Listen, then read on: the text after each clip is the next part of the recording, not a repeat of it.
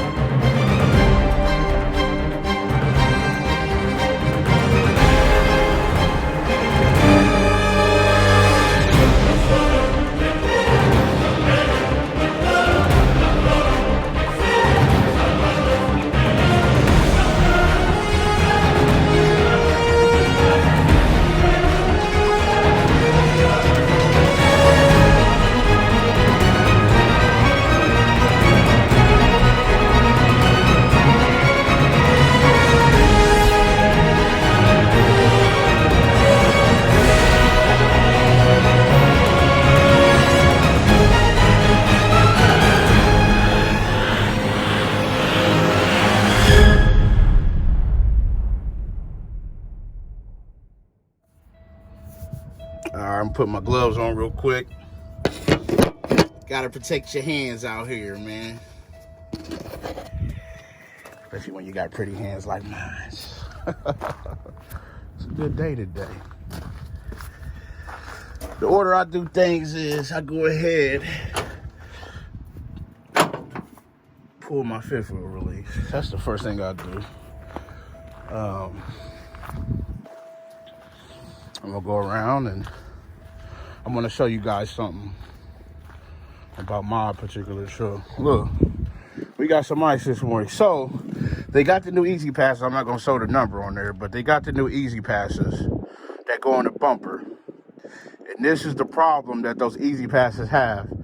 These are supposed to read better, and they don't, because when they ice up, they don't read. So they came up with Easy Pass came up with a philosophy to say, hey, we want to stop the sensors from not working, the ones in the windshield. But then they came up with this and didn't understand in the winter, when that thing ices up, it don't read. And that's a problem that you have. Also, headlights. This is what it looks like if you don't have, this is a regular bulb, but since I didn't run my high beams, it was snowing this morning. This is the same way a low beam will look on an LED light.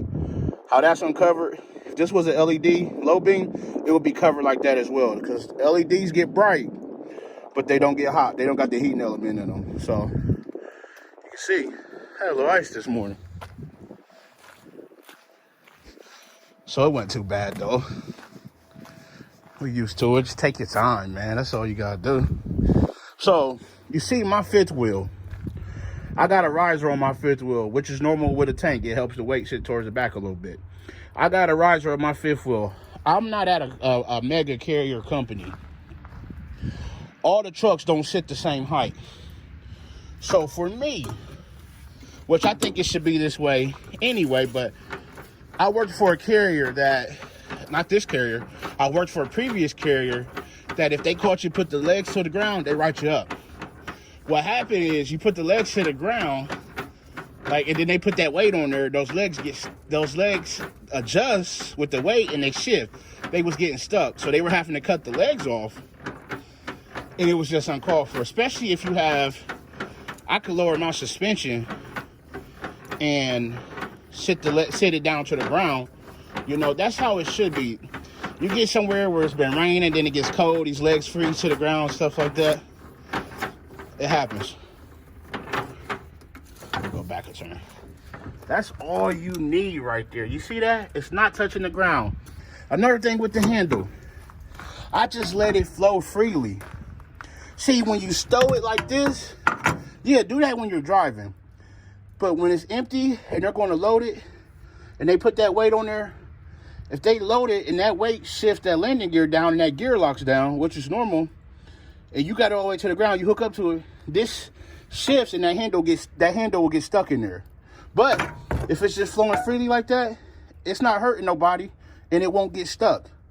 Therefore, if it does get, the gear does shift, you still can pull this up and go to work.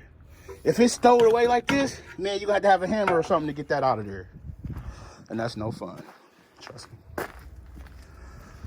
I'm speaking from experience. So,